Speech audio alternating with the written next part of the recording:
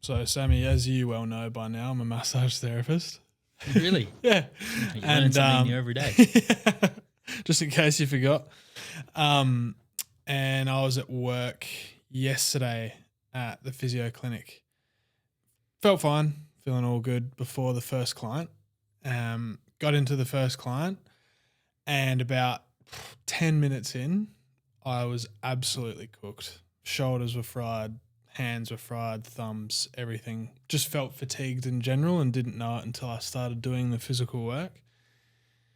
The rest of that shift was very tough because it didn't get any better. It just kept going down.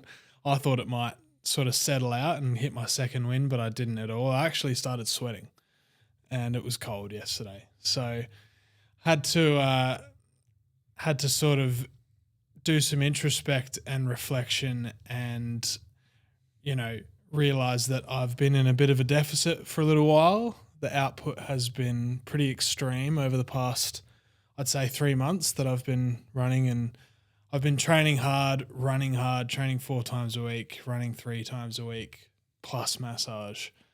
So it's finally caught up. It's all compounded, and towards a Friday, I'm okay with a bit of fatigue because that makes sense. But on a Monday, I wasn't okay with that. So this week, no upper body in the gym, 0. I'll still do my running and I'll still do my leg session and I'll still do my steps and everything. But the upper body is taking a break because that'll start to affect my sessions, and my people will notice because they're used to good, solid treatments. And if I'm sweating all over them and, not able to provide the full treatment the full time, they'll know. Yep. Yeah. So when you started to feel fatigued, obviously you've got a coach, Riley, shout out. What did you communicate with him? I pretty much just said that the current load is affecting my job. Mm-hmm. And my job is my number one priority. Yep. And that a deload this week just won't work. A deload will still be too much because my deload is still relatively heavy now. And I think I just need a week off. And I said, it's not going to be a week off of everything. I'm going to still tick some other boxes and just keep the routine and habit in. And, being the good coach he is, I'm sure he's seen it before. He was like, yep, sounds awesome. Yep. Let me know how you go. Yeah, that's great. That's a sign of a really good coach, because deloads don't have to just be that you reduce the load down across the board. Deloads can be just deloading your upper body or deloading your lower body. Yep. And the deload can be from reducing the amount of load that you're doing, or it can be taking a complete week off as well, which is what you're doing in your case. But I think it's really important to still keep some sort of structure in. Like, you don't want to take a deload and just take 7 days off from absolutely everything and have no adherence to your nutrition. Because then you come back in after that week off starting from square one again. So the fact that you've already thought about keeping your steps in, training lower body and locking in with your nutrition, and you're still running, assuming as well. Yeah, still running, When you look at that in the grand scheme of things, taking a week off from your upper body sessions is really not that big of a deal. No, not at all. And I think, every now and then, it's been a long time since I've taken an actual week off of training, because it's been pretty manageable up until this point. And to be honest, I thought that my lower body was going to be the one that goes first because I play soccer as well. So, but thankfully I haven't really played soccer in the past couple of weeks due to just other commitments. But yeah, with all the running and the soccer and the weightlifting, I thought that was going to go, but that's okay for now, unfortunately. So I'm still going to do legs this week. The running volume's down a little bit this week, just because I have a bit of a harder effort on the weekend. So we're just recovering there as well. So yeah, and I think probably in the past I've taken a week off of everything, including nutrition, including steps and even sleep maybe. And for a guy like me, that just doesn't work. That sets me back. Like he said, you sort of feel like you're going back to square one. Like, I wouldn't want to go to the gym next week. Yep. But yeah, I'll still rock up. I'm still going to, I'll do my legs and I'll still do my prehab that I've started doing now, just working with one of the physios at work just to keep me in shape for running. I was getting some hip soreness and overload and stuff, so we're just doing a little bit around that. So I'll still show up for that stuff and just take it easy.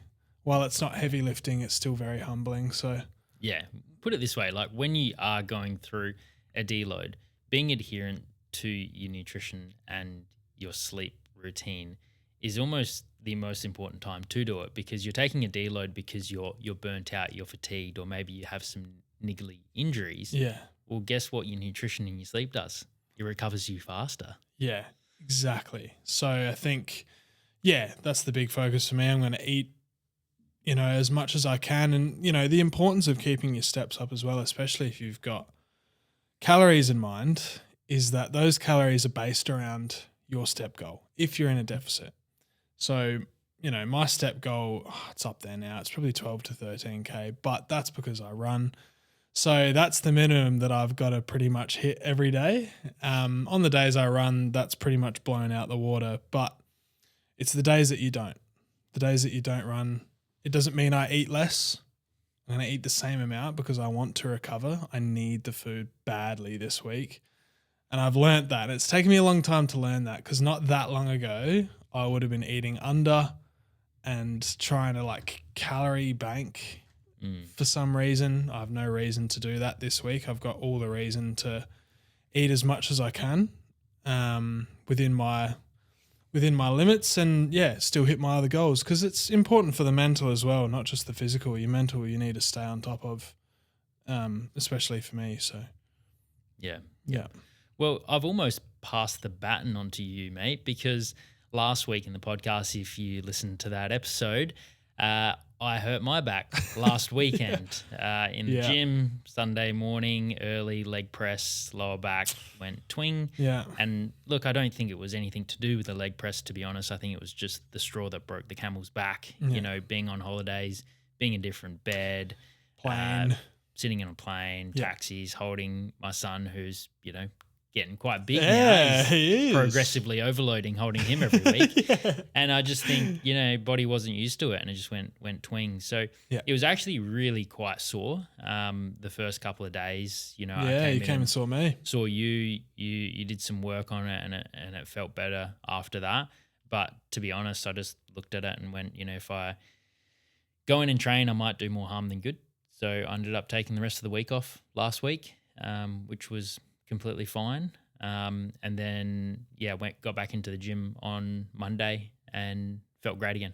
Yeah. So I barely have actually. We felt stronger. Yeah, well, almost after a rest for sure. I was definitely more motivated, and, it got to that point in hindsight where I probably should have deloaded that week before anyway, because I did have a few little niggles in the shoulders and the hips coming up, and these are things when you're busy, you just push them to the side and you go, it is what it is, until something further happens. Yeah. So it sounds like, maybe I need to take our advice on board and actually listen to the body, which is hard as a coach. It's very difficult. It's easy for us to say it to our clients, but to be honest, when you're your own coach, it's quite hard to take that step back and be like, no, you do need that rest. Yeah. Yeah. And for any clients out there, I'm sure you've had plenty of clients who have said that they've just slowed down in the week or deloaded, and they've probably been really scared to say that, because they might feel like themselves that, if they take the week off, not even deload, they just take the week off like we have, that, that's just going to stunt their progress. Little do they know, it probably is going to do a lot more for their progress than pushing through. If you push through when you feel like that, it can really set you back, and it almost set you back pretty far. And it's almost set a couple of my friends back recently with their backs. But and like you said, your body was, sort of trying to tell you that it was losing its way. And, thankfully, I listened to my own advice finally and felt that Monday, and made the decision right there and then to listen and be like, okay, I'm going to go further back if I continue to push through this. Yeah. So let's just take it off, get the feed back in, get the carbs back in. get feeling good and get back to it next week. And I'm honestly, by Friday comes around, I probably can't wait. Yeah. I'd say. I'm okay with it now. Yeah, well, I think a lot of clients, what I see is they don't want to take the deload. They don't want to take a small step back in order to take 2 steps forward, just purely out of fear. Yeah. You know, the fear of losing progress. Yeah. And that can fear's not a great motivator, right? No, we shouldn't be using that at all. And you know, I'm definitely a victim of using fear, like being scared of going to the beach. Like, I don't want to be scared of going to the beach anymore, or, you know, I'm scared I'm going to look shit in the mirror, or like I might have been single at the time. So I can't post a topless pic on bloody Hinge or whatever it was. Yeah, yeah. So, yeah, can get the ball rolling, fear. Fear can get the ball rolling. It can get you in the gym, or it can get you in contact with a coach. Yeah. But long term, fear is definitely not a sustainable motivator. No, it'll wear you down. Mentally, it just wears you down completely, and you probably start to just dread training in general because you're not like paying much attention to the results you're getting or how you're actually feeling physically, and maybe you're paying a lot of attention to data. Probably there's a fear around data, a fear around social media, how you're going to look, whether you're a man or a woman, boy or girl. Yeah, 100%. Yeah. What do you think is a more sustainable motivator aside from fear? Oh, I don't know. Probably aiming for something a bit more positive, like definitely choosing your wording right as well. Like, I don't want to look shit at the beach, or I'd really like to feel good and look good when I go to the beach. And like, for instance, that was something that I was sort of looking for when I started out, is I was scared of going to the beach and taking my shirt off. Yeah. And that's now turned into, I want to eat healthy and train well so that I'm fit and healthy, so that I can last for the rest of my life. And that it all comes with education. Like, it's not a frame of mind that you can switch around easily. Just need to sort of buy into it, I guess. And really think about things and really be in tune with how you're feeling. Yeah. Like, if fear is just constantly propelling you forward, you're not going to be paying attention to the right things. Yeah. It can be really draining, right? Yeah. So if you're always in that mindset of like, if I don't get this gym session or this cardio session in right now, I'm fat and I'm not going to look good down the beach and girls aren't going to like me. It's like, okay, like that's probably not a sustainable way of thinking long term. No. But if you're in the mindset and you go like, I'm going to go and get this weight session or cardio session in because it's going to make me live a healthier, longer life. Yeah. And a byproduct of that is that I'm going to look good and I'm going to be confident. I'm going to be attractive. And that's what you should be striving for. Yeah. And my current frame of mind, no bullshit, is my motivation is the next morning. I'm not even joking. It sounds so cringe and so boring, but you have to, don't judge it before you try it. Like, you have to actually get to the stage where you're waking up and like, oh my God, I feel great. I made great choices yesterday. I'm going to make great choices again today because I feel fucking awesome. And like, there's a day where there's no events on, you've almost got no excuse unless you just fold. And, you know, like I would with a packet of shapes or something like that. But yeah, it's just the motivation for me is now turned into like a daily thing. I've got this daily, I don't want to call it a battle. I've just got daily goals to hit and it feels great hitting them. And I don't, you know, get to the weekend, like the weekend is part of that day. If I know I've got something coming up and I go a little bit over on my calories, and the next day I've got nothing on, I'm right back to the same thing. I'm not like eating 700 calories less because I had 700 calories over, because that's going to catch up to me. And maybe the next day I'm going to slam a, you know, Hungry Jacks or something like that at 12 a.m. So yeah, definitely for me, that is like the biggest thing. I don't even think about the beach anymore. I don't think about social media or other people. For example, that's a big one, I think, is social media and comparing yourself to others. Big time. Yeah. I actually had a client the other day showing me some some guys on social media, and he was like, "Do you think I'm bigger than these guys? Do you think I have more muscle than these guys?" And I was like, "Look, I'll stop you right there. Like, these guys, like, this is social media, man, and they've got the best downlighting. They're probably using Milano tan because they're super tan. Oh yeah. They've got baby oil all over them. They're flexing after they've just done 100 push-ups and 100 pull-ups. Like, if you wanted to go out with Milano tan and put the baby oil on with a pump, like, you look fucking amazing too. Yeah. So you got to remember, like, Instagram is a highlight reel, and like, I'm obviously guilty of this as well. You know, Yeah. I'm a recovering bodybuilder. And like, back in the day, you know, that was a big driver for me, was just like looking good, and that's all I wanted to do, is just look good and become a bodybuilder. So all of my pictures that I would put up, hell yeah, I'd be pumped up. Like, why wouldn't I? You know, I've worked hard for this. Yeah. So, but it's a highlight reel, you know, and I'd probably have some people that see me on social media, and I used to get this actually a lot. People are like, "Oh, you look bigger on social media," and I'm like, "Yeah, well, I'm pumped. I'm 5'10". I don't have a pump right now. I've got a jumper on. I don't even look like I lift." Right. So, you know, but with a pump, like, you know, I've had pre-workout and I've done my warm-ups. I'm like halfway through my workout, and vascularity is looking through crazy. the roof. Yeah. People be like, "Whoa, that guy looks crazy." So, yeah, but then an hour later, the pump's gone. Shrunk. And you look like a little natty boy again. So, hey, what the fuck? I'm a natty boy. yeah. Yeah. There's actually there's a quote at Ryder Wear Gym. I think it's the Flinders Park one on Grange Road. As you walk up the stairs, there's a quote, and it just says "you versus you." And like, it's cringy as heck, but I actually kind of like it, because it does remind you of, it is just you versus you. It's like, the shit that works. The boring, cringy shit just works. Our quote's 100%. last set, best set. Yeah. That's cringe as hell. Love How that. many people have told me that's cringe? I was like, it's true. And they're like, yeah, fair enough. It's so true though. Like, Yeah. you just can't compare yourself, because you don't know if you're comparing yourself to someone else's social media. Like, you're just encapsulating the highlights of the highlights. You don't know, like, their physique might be amazing on social media, but they might be a terrible person. Yeah. So do you really want to strive to someone like that, or do you want to be the best version of yourself? Exactly. And those people might be led by fear.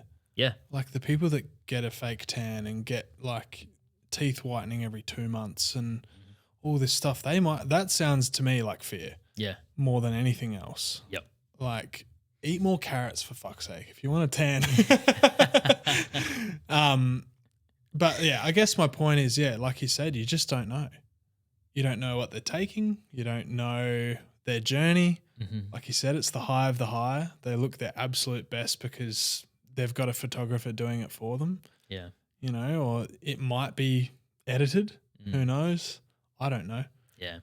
I feel like the people that are, you know, really authentic, they post both ends of the spectrum. They post a lot of photos with them all tanned up and with a muscle pump and whatnot, but then they're quite happily to jump in front of a camera without a pump while they're sitting down. You can see their rolls on their lower abdomen, and they're just like, whatever, this is normal. Like, I don't have abs unless I tense. Yeah. You know? Or I'm standing up. Yeah. Yeah. 100%. Just cruise around. So I think that's really important. Because I get a lot of people come to me and they're like, my goal is to have abs without tensing. And I was like, that's a stupid goal. I love that. I don't have abs without tensing. Like, Yeah. you have to be like a genetic freak to have that much ab definition without tensing. Like, that's the whole point. Yeah.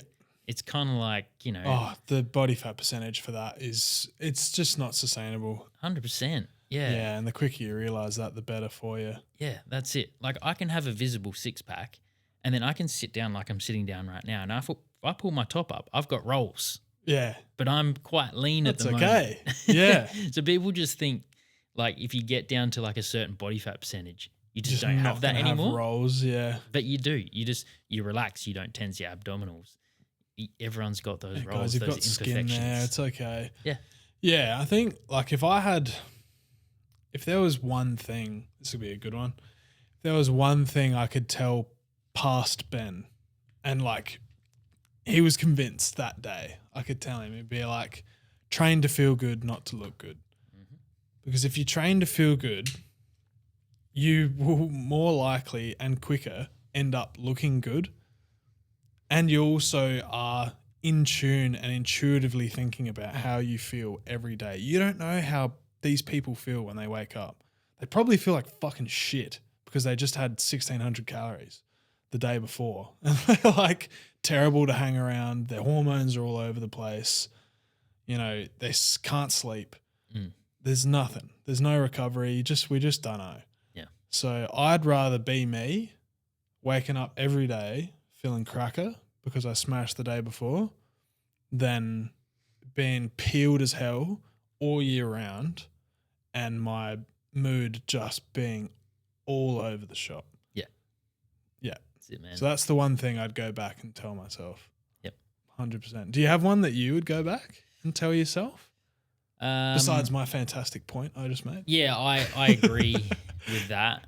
I think if you're training and exercising just to live a healthier, longer life, then that byproduct is going to be you're going to improve your physique and you're going to look great, and that's in return going to increase your confidence as well. I'm trying to think. I think like just it takes time. You know, it takes more time than you think, and just to stick with it. Yeah. Because time is moving so fast, so you might as well move with it. Yeah. You know? Nice. Like, you're the man of quotes. Hey, that's it. But like how quickly, so I've been training for, when did I join the gym? I think that was 2014. So what's that, 12 years, I think? Around 12 years-ish training. And I still remember signing up to my first gym. It doesn't really feel like that long ago, right? And you think, like, I still trained really hard for those 12 years, but I just kept ticking away. And that's all you need to do. You just need to keep showing up for that time. Yep. And you will reach your goals. In fact, you'll exceed your goals. You will become something exceptional if you keep doing that. And it's not just the living a healthier lifestyle and the physique benefits that I've gotten from that. Like, I attribute that dedication to my business success as well, you know, because that has built so much mental resilience of going to the gym, you know, 5 times per week for 12 years. I mean, how many fucking sessions is that, man? I don't know. If I can do that for 12 years, what else can I do? Yeah. Yeah. Like, it just opens your mind up to be like, wow, I'm actually capable of doing anything. Yeah, and that takes a lot of reflection and retrospect and introspect and thinking about what you can achieve in the gym. Like, why can't you sit at a laptop or do whatever you need to do in your other, maybe your hobbies or your professional life? It's the same thing. Like, you can relate it all. You know, if you can achieve great things in your professional life, then you can probably achieve great things in the gym, because both of them take, like you said, like a lot of mental resilience. When I was in Queensland, I noticed a lot of studio gyms popping up, just like Form First, and it's a good sign that we're on the right track here. Usually in Australia, we're a little bit behind the US, and then when the trends come over, they go to the eastern states first, and then we finally get it later down the track here in South Australia. So it's a good sign. And to be honest, there's so many gyms here in Adelaide now. Like, it feels like every week more and more are popping up. Yeah. But just not your usual typical gyms now either. We're looking more back into the health club base era. Everything gyms. The everything gyms. Yeah. Not just like, here's your box, here's your gym, see you later. It's, you know, they've got the recovery, they've got community, they've got all these things. So I guess, like, we wanted to talk about why why you would come here. Why would you come to Form First over another gym when there are so many gyms available?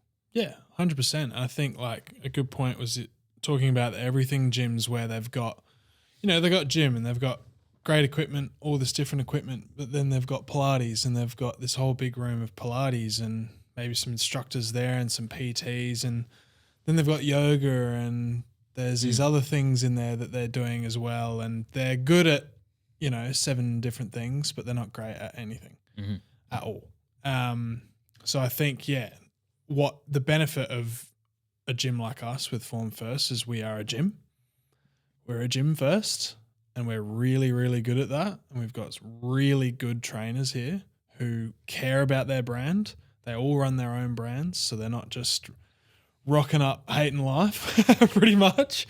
And then our second is recovery. And we've got clinical massage up here, which is Core Media, which is my brand, and we have aspirations to have further recovery when we do end up opening up another place. But those are 2 things we're going to be really, really good at. And that's it. There'll be no Pilates. There'll be no Hyrox. Another thing is a Hyrox, man. Like there's a gym in the city. I won't name it. They've got everything. Hyrox, yoga, Pilates, gym. And like it's all over the place. And there's, it's just like high turnover, all these different classes, and there's no classes at our gym. There's heaps of gyms with classes. If you want to go to, Revel or V2 or wherever, they're great. Awesome. They're great gyms. They're good at what they do. Sweet. We don't need classes. We're just one-on-one or one-on-two PT and massage and memberships. Simple, clean, quiet. That's it. Great community. Big thing that we pride ourselves on is the community. Of family feel of our gym. Like no matter the trainer or the member or the PT client that comes in here, guarantee that all the PTs, all the coaches, like they just say hello, have conversations. It's like awesome. The amount of people that come in and train without their headphones in here is really cool. Because, you go into a bigger box gym where you don't know anyone and everyone's just like doing their own thing bunch in of their zombies. corner. And it's like, we don't want that. We want more of a community that people can come in and they can chat to people and they can go, hey, can you give me a spot? And not be feared that people are going to be like, some no. jacked guy. Yeah. 100%. Yeah, I think that's super important. I'm a big believer that a gym can change the way that you train. And it can change your motivation to train. 100%. I've been in gyms before when I was doing my comp prep where, I think it was my 2018 prep, and I just wanted to change up, and I was like, I'm actually going to change gyms. The gym's closed now, but I went there because it was really quiet and it wasn't my place of work, and there's benefits to that because I didn't work there and I could just do my own thing. But the place had no atmosphere. Like sometimes you would walk in and there was no music on it, or you couldn't turn the music on, and it was just dead and no one was there and it was cold. And I was like, I do not want to be here. Like this kind of sucks. And then I've been in other gyms where, your mates are around you, everyone's getting around you. It's motivating to train. And I feel like that's what is happening here at Form First. One of the trainers, Chloe, was training her client this morning, and she was trying to get I think it was a 50 kilo trap bar deadlift, and she tried it, and the first one couldn't lift it off the floor. And Rishi went, "Come on, let's go." And then I went, "Come on, let's go." And everyone started to cheer her on, and then she ended up getting like 5 reps. And then everyone was afterwards clapping and cheering, and like that's awesome. It's like man. you just don't get that in other gyms. And it starts from the top down. Like I think you and I, that's one thing that was like major that we talked about when we were planning this gym was like, this needs to be somewhere that people want to come to. I don't want people to dread coming here, no matter how hard their workout is. Because I want this place to be somewhere where they're like, they want to do their hard sessions here. They don't want to just melt away at a bigger gym. Like, and everyone that I know that has joined this gym from a bigger gym cannot imagine going back. Mm-hmm. And like, well, I'm going to toot our horn here. Like, and that's because of the hard work of us and like the community that we've built and how all the trainers we have here, it's just infectious. Mm-hmm. And they've bought in and they're keen on it now. And like the trainers talk to members, like you said, like whoever we sign up, it's just like, oh, you know, they'll ask how the day's been, what are they training today, any PBs, whatever it might be. Like, oh, I'm a bodybuilder. Oh, I'm a bodybuilder too. And then lo and behold, people are just chatting. And it's awesome. So it's like, and we've heard multiple times, like from one of our trainers or whoever's going through something like coming to the gym in this environment where everyone's just like in a great mood, you know, great distraction from whatever else is happening. So yeah, that's the biggest benefit, I think, is the community feel, the family vibe. Come in here, get your shit done. Other people are going to celebrate you and motivate you. So, yeah, definitely. Yeah, and from a coach's standpoint as well, we have a new coach starting with us in September, which we will introduce her and get her on the podcast when she's I met her recently. Across. So that's it. Very exciting. And she messaged after on Monday saying like she was in here training all by herself, like on her own, no one else in the club. And she's like, "This is like unheard of. Like it's such a treat." And I was like, "Yeah, just imagine you're going to be training your clients like this too. You know, like it's going to be so private." And this is from a coach that has come from a good life, which is just extremely busy. You know, you're fighting for equipment to train your clients on, which is just never fun. Yeah. And I met her on Monday. Shout out to Liz. Yeah, absolute legend. Like, loved to chat, and she was super excited to start training her clients here because she just had that gym session where she's doing her legs, doing it on her own. Yeah, just here chilling. And yeah, she's like, "Oh, I'm so keen. Like, I just can't wait to get out." And apparently there are some things changing at that gym with maybe they're extending the time that it takes to get out, which is interesting. So yeah, such great feedback. And like it's not just for members either. So we're talking a lot about our trainers that love training here. Like you know, it's really good to start off at gyms that get you a lot of leads, you know, just to get your reps up. Yep. But it'll get there. You'll get some shocking leads. You'll get people you don't want to work with, people that don't want to work with you, and you just don't want to go to those sessions. You don't want to wake up at 6 a.m. for that person, do you? But you want to wake up at 6 a.m. for your people. You want to wake up to come into this environment because I'd say barely feels like work, you know, and it barely, to me, feels like a mental effort to come and train. And I bloody know everyone here, and I still like training here. Yeah, I'm not going to a big gym. I must say, when I was in a bigger box gym PTing, I used to train at that gym as well, and it always felt so draining PTing clients all day and then having to train there as well. I actually went to the extent where I actually got a gym membership at another gym, and this was in the city. So I used to train at Zap on Curry Street, then walk down to Anytime Fitness and then go train there. And I was like, this is just ridiculous. Like, I should be in a facility that I actually like to just stay in all day, train my clients and train. And that's exactly how I feel at Form First is I feel great training clients all day and still motivated to do my own training here as well. Yeah, and I mean, there's heaps of gyms around where I live. Yeah. Heaps in the east of Adelaide, and good gyms. Like good gyms, fair price, whatever, super busy. I travel across the city like 4 or 5 times a week, even if I'm not working. Like obviously I have the luxury of being here because I'm working. But on a day off, I'll travel here. I'm not signing up to another gym. Yep. It's not even for money. Like, that's all good. I could get another, you know, $8 membership if I wanted, but I'd hate it. Yeah. I just know I'd hate it. So, and I think another thing is like you can't, you know, a lot of fitness studios won't have as much equipment or maybe not the same quality of equipment as the bigger gyms, the big chains.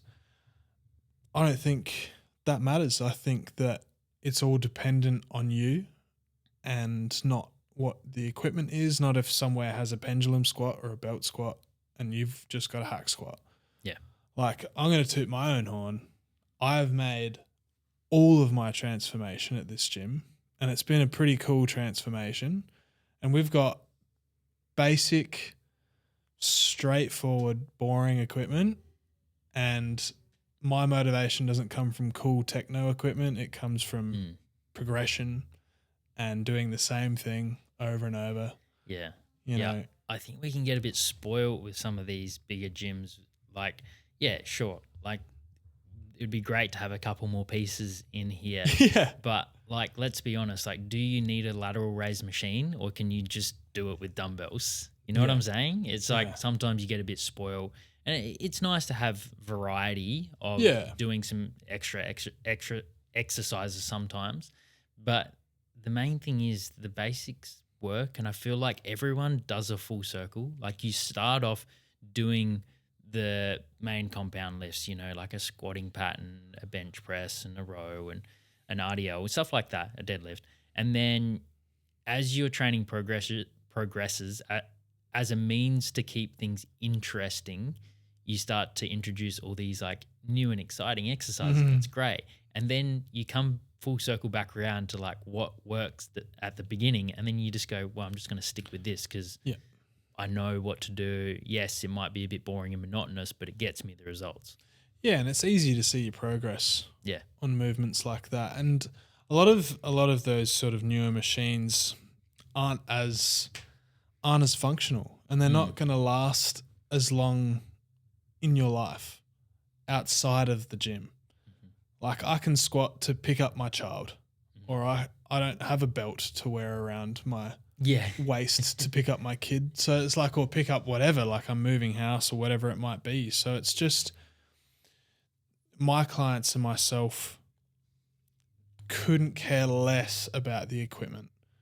They care about the progress they make, and they care about increasing weight, increasing reps, reducing rest, however we want to progress. That's what they're interested in.